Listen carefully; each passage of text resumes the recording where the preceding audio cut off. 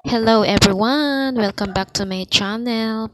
Pasensya na po kayo kaagad sa aking boses kasi po kagagaling ko lang sa sakit. Ako po ay nagkasakit ng halos 1 linggo kaya hindi pa masyadong maayos ang aking tono ng boses. Pero gayon pa man, ay ngayon po pala ay pupunta na po kami ng simbahan kasi Sunday po ngayon at magsisimba po kami. Salamat naman sa Diyos dahil binigyan niya ako ng lakas sa araw na ito para makapagsimba. Kasama ko po pala ulit ngayon yung aking buddy-buddy na pamangkin na kasama ko palagi sa vlog ko, si Sebastian. So, akala namin ay late na kami kasi mag-aalas 8 na pero napansin namin nakalak ang gate. So, mabuti na lang merong isang brother na dumaan, nabdaanan kami dito. Dito rin siya nagsisimba sa ward net sa simbahan na to pero sa ward 2 siya. Sinabi niya sa akin na nasa stake center pala ang simba sa ngayon kasi nga merong general conference broadcast. So kaya yun, babalik na naman kami, magdi-discover na naman kami ng daan. 3 hours later. Welcome back! So, dito sa part po na ito ay naghahanda na po kami palabas, pauwi ng pamangkin ko. So, hindi po ako nakapag-filming sa loob kasi syempre po, sacred po yung ginagawa namin sa loob sa ngayon kasi general conference broadcast po. So, para mas makilala nyo po ng gusto kung sino po yung tao na pinapanood nyo, hindi po talaga ako taga dito sa Quezon City. Ako po ay taga Palawan talaga. Palawenya po talaga ako. Doon po talaga ang hometown ko. So, ako po ay nag-migrate lang po dito sa personal purpose. At meron lang akong gustong ayusin na parte ng buhay ko na medyo magulo.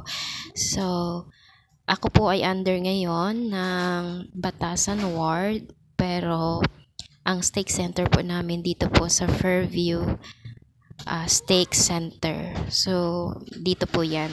First time ko po dito, kaya nag-explore po ako. Ayan po ang aking pamangkin. Kala niya magpipicture. At sa part po na ito, dahil nag-aapura na po kaming maglakad pa uwi kasi nagbabanda na po yung ambon. Nararamdaman ko na yung pagpatak ng ulan. Pasensya na po sa ingay kasi po naglalaro po yung pamangkin ko sa likod ko. Kaya naririnig niyo po yung boses niya. Grabe ka naman. Mapanlait ka naman eh. Di ba bad yun ng lalait? Flowers yan eh. So yun na nga, nilait niya yung bulaklak. Sabi ko kasi napakaganda ng bulaklak. Nilait niya, pangit daw.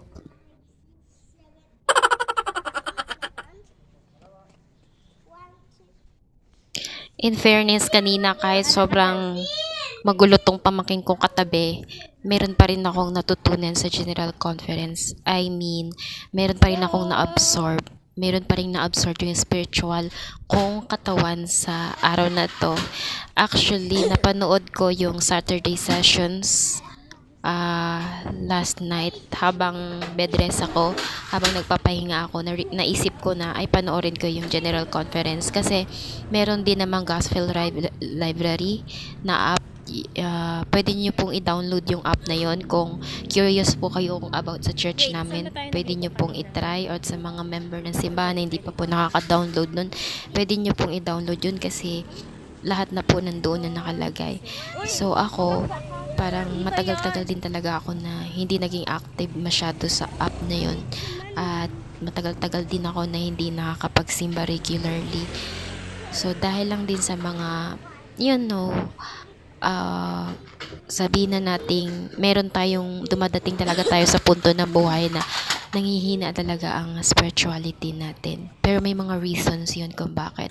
Pero sa sitwasyon na yon, sa mga time na nanghihina tayo, yun din yung time na nararamdaman natin or naramdaman ko na parang hinihila din ako pabalik ng Diyos. Parang wake up call na, ganyan.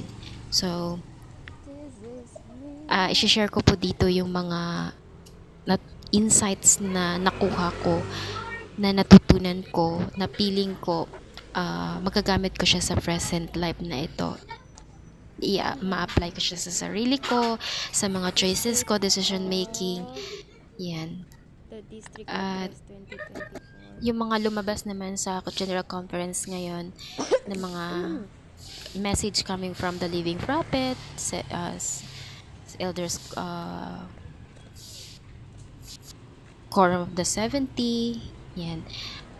Revelations naman siya para sa present life na ito. Actually talaga, yung mga message na lumalabas galing sa mga Living Prophet, revelation siya coming from the Lord.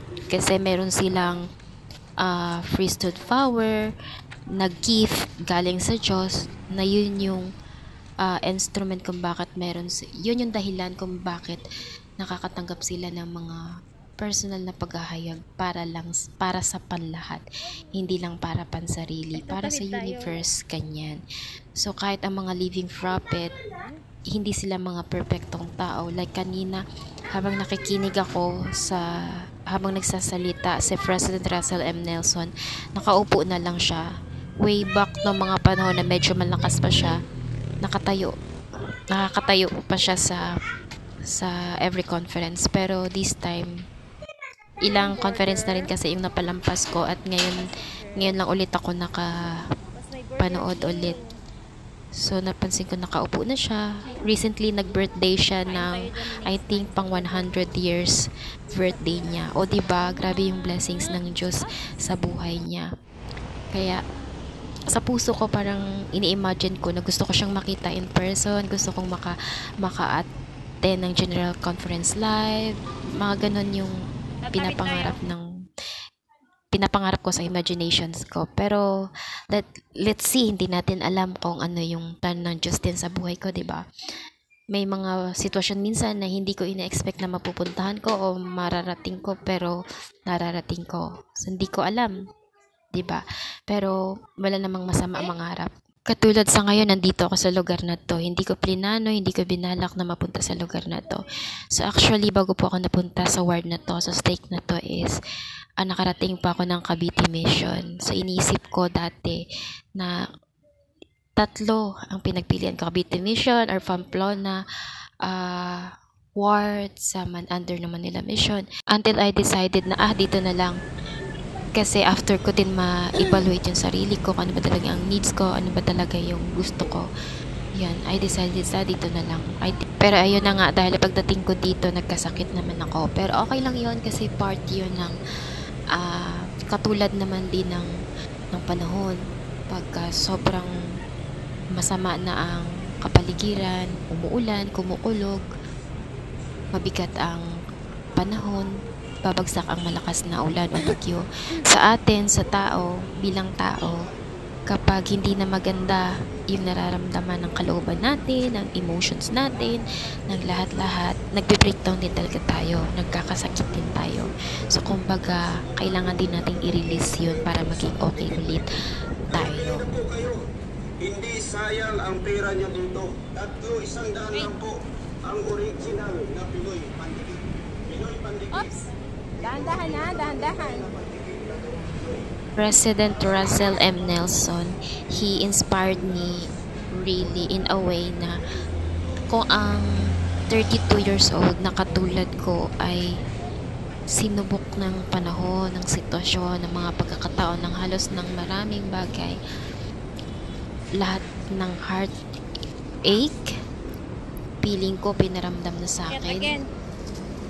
Kung ang 32 years old ay gusto nang sumuko sa buhay, gusto nang mag-give up, gusto nang tapusin ang buhay,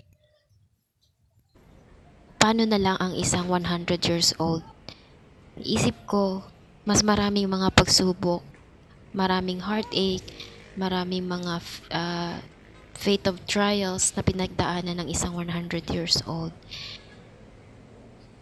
Kaya,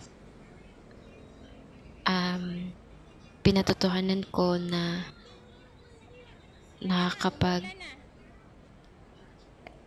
inspire talaga ng pang-spiritual ng pangangatawan ang katayuan ni President Russell M. Nelson at iba pang sangay nito, like yung mga Area of the 70, Quorum of the 70, at yung iba pang mga worthy priesthood leader ng simbahan ni Kristo ng mga banal sa huling araw. They are amazing priesthood leader ng simbahan.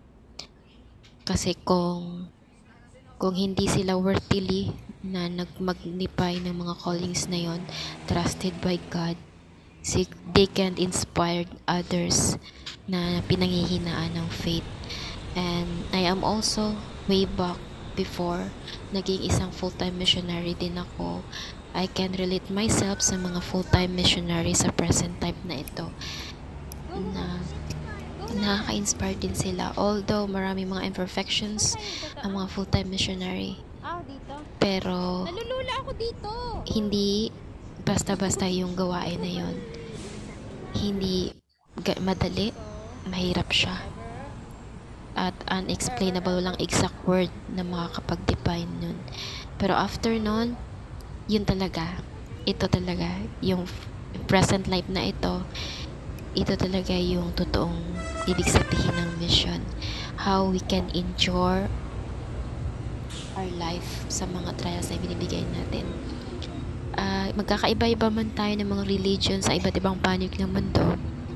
Iba-iba man ang ating mga way ng paniniwala. Pero naniniwala ako na lahat ng may paniniwala sa Diyos ay iisa lang ang pinaniniwalaan, kundi ang Diyos.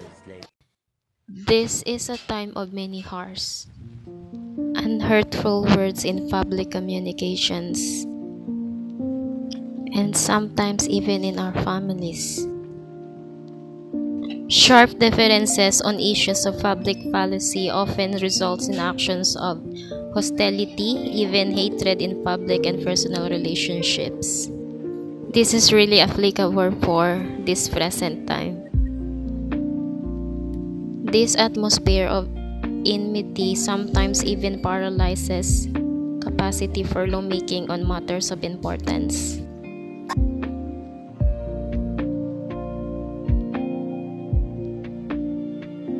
What were his teachings and examples? It is significant that among the first principles Jesus Christ taught when he appeared to the Nephites was to avoid contention. While he taught this is the context of disputes or religious doctrine, the reasons he gave clearly apply to communications and relationships in politics, public policy, and family relationships. Jesus taught, "But is of the devil, who is the father of contention. And he stirred up the hearts of men to contend with anger with one another." The hearts of men with anger one against another. But this is my doctrine, that such things should be done away. End of quote. Jesus taught others commandments closely related to this prohibition of contention. We know from the Bible that he had previously, "Love your enemies, bless them that curse you.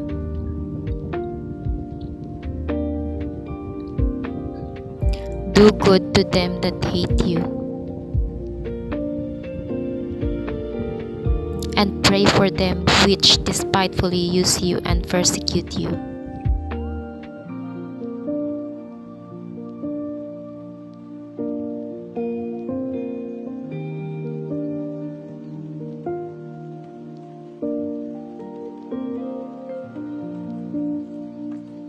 As President David O. Mackey taught, there is no better way to manifest love.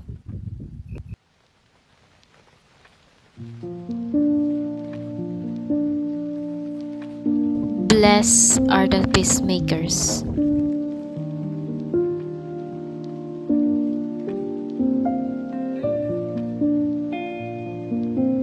True disciples of Jesus Christ are peacemakers.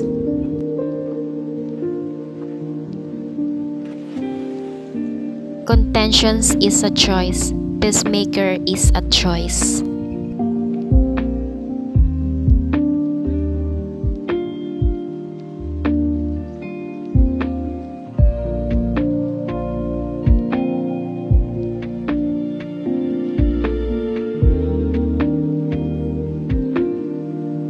Will you allow his voice to take priority over any other?